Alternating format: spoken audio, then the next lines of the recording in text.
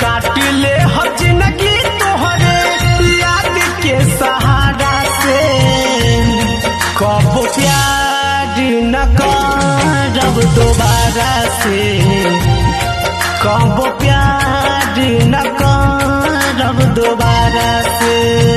छूट जाई हाथ साथ, छूट जाई किनारा से। कब प्यार न करब दोबारा से, कब प्यार न करब दोबारा से।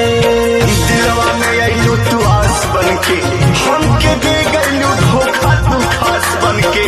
जिंदगी जिए के तमन नइखे करत, बाकी जिया तानी एगो जिंदा लाश बनके।